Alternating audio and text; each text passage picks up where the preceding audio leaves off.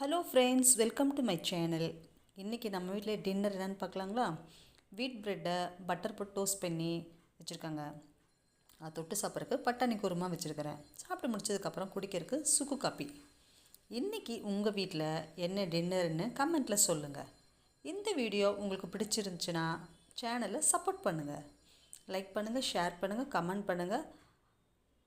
மறக்காமல் சப்ஸ்கிரைப் பண்ணிடுங்க. Thanks for வாட்சிங்.